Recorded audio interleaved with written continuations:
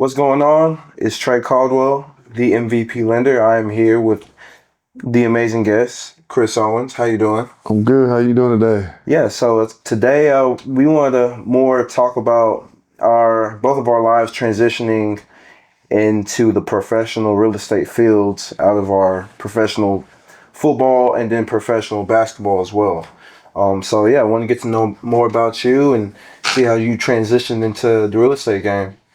Where are you from, actually? I'm originally from Ohio. Really? What part? Yeah, Akron, Ohio. Man, I really didn't know that. That's Yeah, yeah. because I played in Cleveland. I had no idea That's I right. That's actually was right. out there. I was out there for a camp on my rookie year out in Akron. Okay. But Okay. that's probably been the only time I actually been out in Akron. Still, I'd say what 30 to 45 minutes from Cleveland. Yeah. So when did you transition to like? I'd say what brought you into sports? Like when did you grow up playing? It was in my family. Everybody plays sports. My dad, my uncles, everybody was big into sports, so Yeah. I just got into it just naturally. My mom wanted me to work out that energy, so I just Yeah. she just put me in sports. So Was that something like you kind of were a toddler, had the basketball in your hand, and yeah, I was a little kid and I was always bigger. So she was like, I got to get this boy on the field or on the yeah, court or something. So that's how I started. yeah, sounds good. Sounds Yeah. good. So, I guess what were some of like your key points, or like where did you go to high school, or where'd you go to college, far as on Yeah. basketball? Like, Well, ended up taking your basketball career. Did it stay in Ohio, like up until high school, college, and mm. professional? Now I moved here when I was about 6, 7 years old. Okay. My dad got a job down here, moved the family down, and then we moved to Duncanville. Oh, okay. So first we moved to Oak Cliff, then we moved to Duncanville, Hmm. and then I went to Duncanville High School, and it was just kind of country back then, but now it was a big school always. And before, we started, when I was there, I watched Greg Osatag and Marvin Bell and all those great players before me, and then just always dreamed of playing basketball. So I played at Duncanville, and then I graduated, and then I left and I went to Tulane first, Okay. and then I transferred to University of Texas. Okay. Yeah. So how was it since you were kind of already transitioning in college? What was it like going from like Tulane to Texas? Was the atmosphere a big change or? It was definitely a different level, but that's what I always wanted too. I always liked playing at the highest level, so it was good to be home. And Texas just felt home. And at the time, I mean, they were going from Penders and Rick Barnes as far as the coaches, and it was a good time. So I love the transition because I always liked that big time atmosphere. Yeah, okay. What was like your favorite? You have a favorite basketball moment in college? Tulane, Texas. I always look at it like playing like at Texas. I always look at like even in the playing career, the pros. I mean, the biggest thing I take away from it is just like the friendships and Yeah. locker room banter, the jokes and stuff like that. So at Texas, we had a joke where a lot of times if you like in your room or a guy would get a bucket of water, run by, throw water on you, or smack food out your hand, just guy type stuff. So I just Freshman remember, hazing, did you yeah, have any of that? I didn't do the freshman hazing, but we did a lot of that type of Okay. fun stuff. So that's the part I remember the most. Tell us more about how your professional career coming out of Texas. What did you get drafted, or how was Mhm. that? Yeah, I got drafted by Milwaukee and Okay. then traded to Memphis and then played there for a while. Then I went overseas and kicking and screaming, but I learned to love traveling and being overseas. So it made me, I would say it made me more of a well-rounded man. Okay. What would you say is the difference playing overseas in NBA, G League, stuff Wow. like that? Man, I would say it's more like, it was more humbling because, different country, different way of doing things, and you're constantly having to adjust. And, America is a lot different from the standpoint that, we put a lot of money and pride in the sports, and they put a lot of passion. And so, every game is like do or die, whereas here it could be a little bit more of a show type situation, but over there it's like they're really a lot more passionate. The coaches are, passionate. The practices Yeah. is really, I said practice can be a lot harder because you don't play as many games.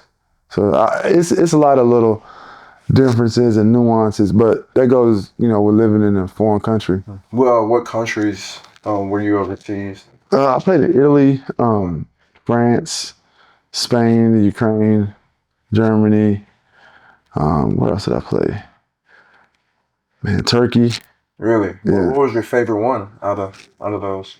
probably Greece. Okay. Yeah, Greece is. That's on my bucket list. Never been yet. Oh, you ain't been yet? You gotta go. Been. Yeah, you gotta go. Oh yeah, yeah, it's So that's definitely. awesome. I love it. Yeah. So how we're getting out of the professional field, what were some of like your key factors, or how did you get into real estate? I had my degree in history because we were, conditioned to always get a degree, but I really didn't know what I was going to do.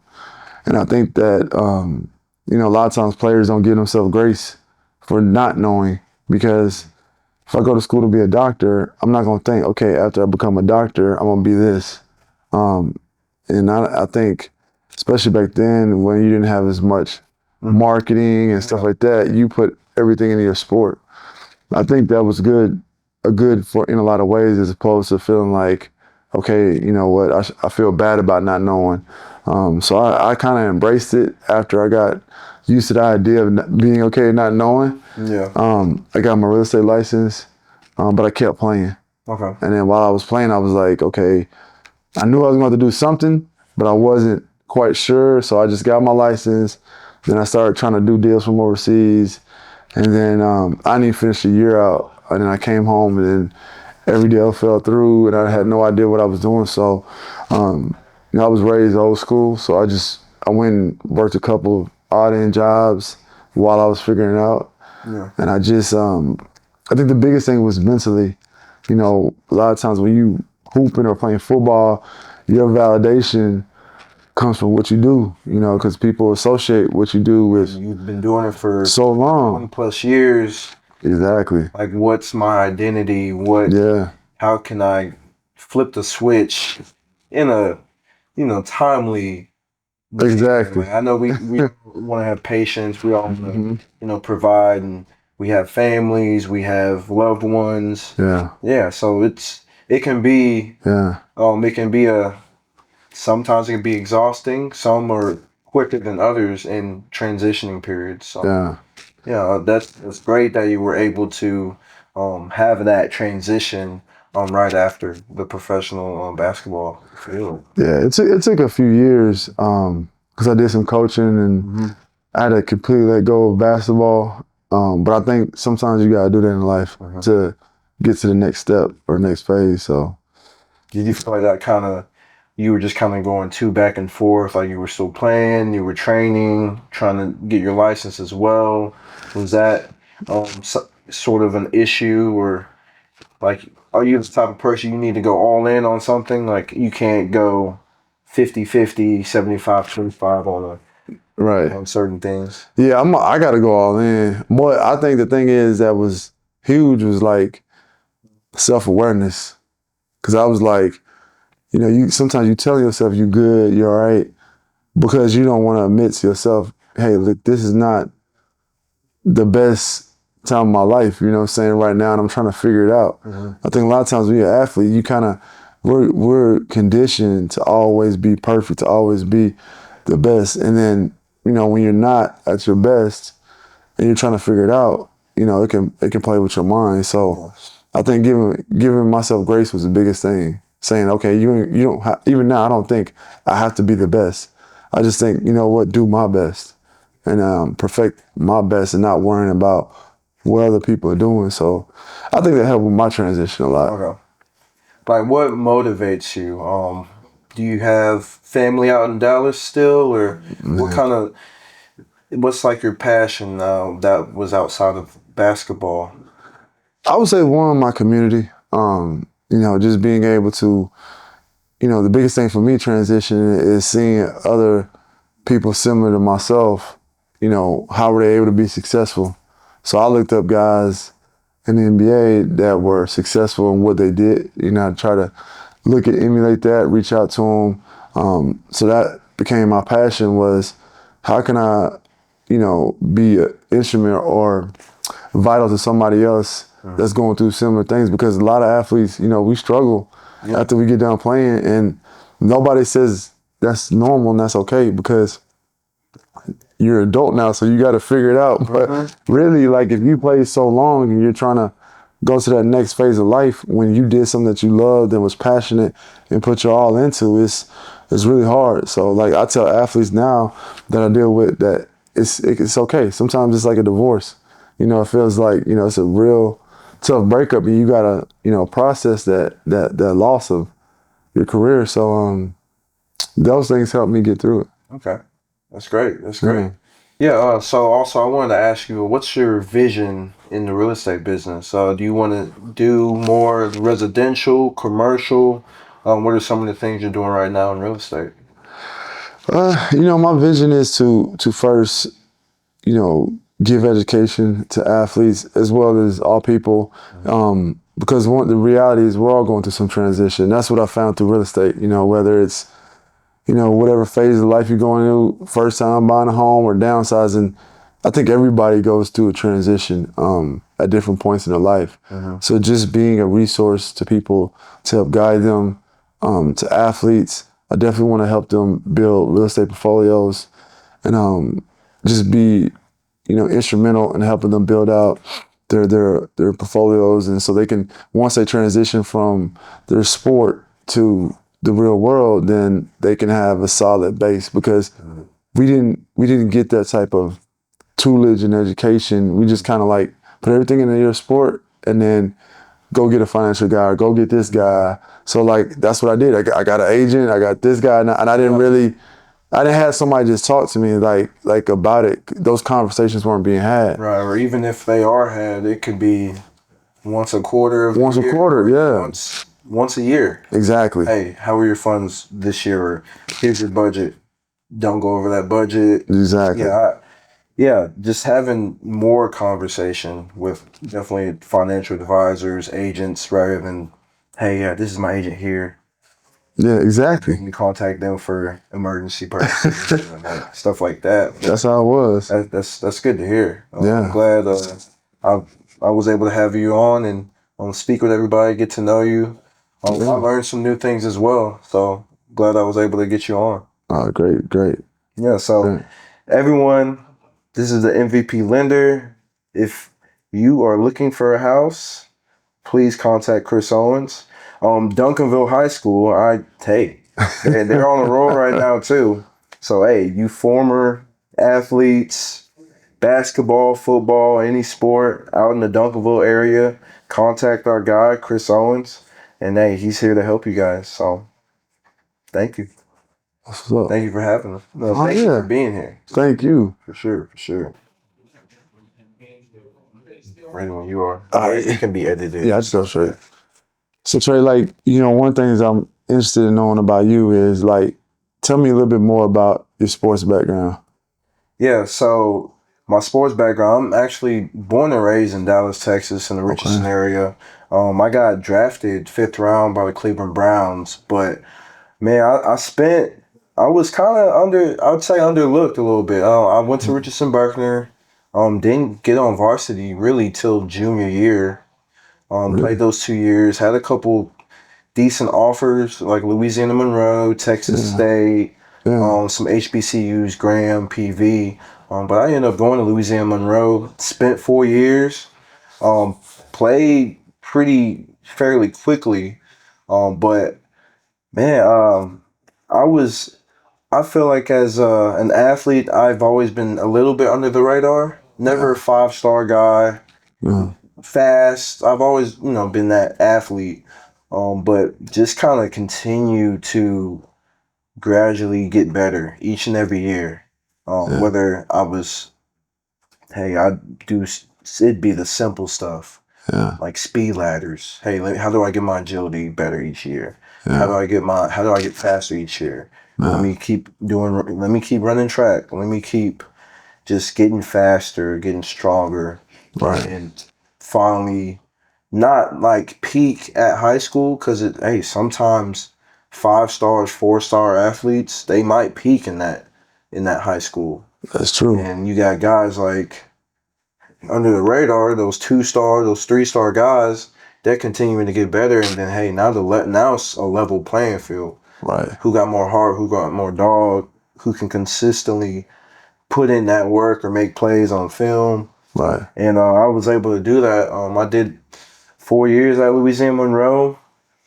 I think going into my junior year, that's when I kind of had a feeling I could possibly have an opportunity to play in the Right. You NFL. knew. Yeah. But it was never a for sure thing till I think after pro day. I had probably the best pro day I could ever even think on having. Oh, Um, nice. I mean, they clocked me at 4.32. My That's agility was fast. great. Never dropped a pass on like all the DB drills. So, Yeah. man, I ended up. I thought I was gonna go to the New York Giants, which is crazy. Oh, wow. That was the one team that called me on day 3 of the NFL draft. Yeah. And funny story, I was still getting my degree, getting my marketing degree at the time at Louisiana Monroe, and I was with my friend Nate, and there was a little break between some of the draft. Yeah. And I was like, okay, let's grab some lunch. Let's let's eat real quick before I might get picked. 6 Right. rounds, one, I forgot what number it was, but you could easily check and see, okay, hey, Giants are here, they call me. Let's see what available pick they said they might get me at. So I Yeah. was like, okay, let's just be back. Yeah. And it was funny, I got the call at the Chicken Express drive-through from the Browns. That experience, it was love and hate because I went through a bit of an injury bug. Yeah. I ended up missing preseason. I tore grade 2. I slightly tore my hamstring. First week of training camp, Oh, wow. and ended up was on and off. Repulled it again when I was on practice squad, and then Yeah. by like week 10, that's when I got healthy. Practiced 4 weeks. I got on active, and then once I got active, I was playing. Played against the Chargers, pulled in the game. So Oh, that was man. season 1. Yeah. So a lot of fight. I had to kind of just really, man, thank God for my mom, my parents, my loved ones, the Yeah. people around me. But it was something like you really fighting inside because you just know, like, hey, like you can do all the things that these guys are doing on the field. Why, why me? Why does this keep happening? Like Yeah. you're doing all the steps to get better, um, but sometimes it just didn't work out. But I know God's put us in the Right. position that we're in, that He has better plans than we are even thinking that we're gonna have ourselves. So then that second year, um, I played all the preseason games. It just ended up getting released. I went on that uh, free agent travel, I'd say. Yeah. Yeah. Hey, here's a duffel bag. I went from Philadelphia to New York to the Bills to also. What was that like traveling like that during that time? It was it was stressful. Yeah. Because some teams were like, hey, yeah, you're ready, but there's not a spot for you. Or it can be in the beginning of the season. Hey, we're gonna pick this guy right now. Right. Because there's no reason to release him yet. Like he hasn't showed us any reason to. Right. And it's I mean it's fast and furious, I'd say. Yeah. Because you would think you have a perfect practice, perfect workout, and you would think, okay, like you have a good feeling if you might um, get picked or get signed for training camp. Yeah. But then that doesn't happen. Now you're back home, and you don't know when they might call you again. Yeah. That's the tricky thing. The uncertainty is like it's pretty wild. It's like, okay, I had 2 workouts within 2 months. Bam. Now a month goes by. I don't have anything. I'm still, contacting with my agent, Yeah. making sure there might be some possible situations for me. But yeah, that's probably the biggest thing. The uncertainty is like, okay, what's my future? What's gonna be there in Right. 3 months? It's gonna be there. Yeah. Like, am I gonna be completely out of the NFL? Yeah. Like, you just don't know. So did you ever feel like, because everybody remembers that draft day, looking back now, do you feel like, what is your feelings on your draft day? Or do you feel like, and I guess what I'm getting at is, do you feel like, man, I put all this dreams and aspirations, and then I go through the experience and it wasn't what I thought? Or are you like, man, you know what? It was a great experience. I think my experience was everything I imagined it to be. Okay, that's good. That's good. And more. Like, to even have my best friend kind of witness that too. Yeah. I wish I was at that situation where I did have my friends and all of my family. Yeah. Like, we're just kind of waiting and my name to be called and I see it. But like, good thing we have live recording.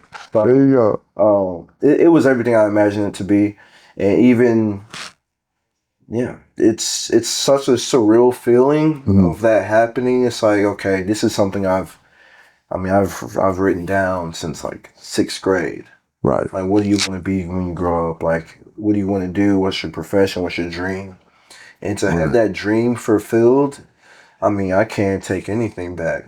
Whether it's all the trials and tribulations, whether I went through all the injuries, whether I played 6, 7 games, whether I played zero, whether I didn't get any playing time. Like I could say I did that. This is something I accomplished. So it was it's huge. Like, just to, yeah, you just kind of give in that moment.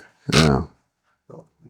Yeah. Something to be proud of. So, like, after your career, how did you transition to your next thing you want to do? Did you know right away you wanted to go into lending and business, or how did you handle that process? Man, the process is pretty tough. Because during that process, I was actually in the XFL. COVID happened. And so I was really, I was kind of I was stuck. I felt like I was in mud. Didn't know, hey, do I start a corporate job? Do I do sales? Yeah. Do I use my marketing degree? Like, what are some top things like that I could possibly get in, to be honest? Yeah. I think it really took about 2 years. I'm like, hey, like, do I, like, who, I didn't have a vision at the time. Right. Right. And thankful I did find help and friends to kind of guide me on, like, hey, how should I, transition from football to get into a different career. Yeah. I think the biggest thing is, like, just always don't be afraid to ask Right. for help, like, or even ask for suggestions. Like, hey, you got friends, like, they know the type of personality you are. Like, they might be able to point you to something that you might not even think you would even be good at, or you might even think you could excel in. Exactly. So I think really, I asked my friend. He was in the industry at Mr. Cooper at the time, and I just really just kind of winged it. Yeah. To be honest, and I was still on limbo. Like, hey, should I? Okay, the season's gonna be back in 2023. Should I train for a year and a half? But still gotta work. Right. Right. Let me do something. So I was able to at least do some assistant work, like loan officer assistant work for a good year and a half. Okay. And I was actually in the arena league for 6 months. But I ended Mm. up actually tearing my PCL, and that was kind of a deciding factor. It was like, okay, This I time. think I've given it my all Yeah. and break it down, and was able to finally get my license once I completely just decided to call football an Yeah. end. Okay. I like this. So I got a question that I think your clients, my clients, really, really need to know. And when you mention giving your all and do these type of things with your career, how do you feel like those skills translate to what you do now? Man, I think the skills that translate now is like the persistence, the Yeah. competitiveness, the coachability. I think always want to learn and always want to do better Yeah. and do good by people as well. Um, just to be a great listener too. Yeah. Um, I think always what helps out as well is learning from the mistakes from the beginning. Hmm. So, and to always just be transparent, attentive. I think the biggest thing is I always want to get to know, like, just be personable. Yeah. Um, just always not feel like it's just a sale. Feel like it's just a, hey, this is me just trying to get paid. I really want to be personal, get to know the client, Yeah. help them, serve, just always be a servant to others. Okay. I like that. And my last question is, where is Trey in 10 years? What does that look like? Trey in 10 years? I know Trey in 5. Trey 5 years, man. I definitely, I feel I want to continue to have a huge impact. I Okay. want to create a bigger impact in my community, but also create a team under me and be able to coach and be able to Yeah. lead others into, into success. Like everyone wants to be successful in this field, Yeah. but I think to see myself in 10 years, I mean, multi-million producer, Yeah. whether it's in real estate, whether it's in any field, Right. just be that person that people can go to as a mentor, that other athletes can see, can ask for help Yeah. once they're transitioning out of their professional field or just transitioning out of football, any Right. sports. Because it's a tricky. It really is tricky because like your identity is really stuck on this Hmm. for so long. Like Yeah. you do this for, I've been 4 or 5 years old when I started playing Young. any sport. Young. So I think be a mentor to others, yeah, and continue to like be a huge Yeah. impact to the community, to Yeah. athletes, just be another avenue for help, Yeah. whether it's real estate, football, um, nonprofit. Like that's where I see myself in 10 years. That's awesome, man. That's all my Yeah, questions right now. hey, everybody, look, it's the MVP lender, Trey Caldwell, and then I have Chris Owens. Thank you, everyone, for taking the time to listen to our stories, and catch you back next episode.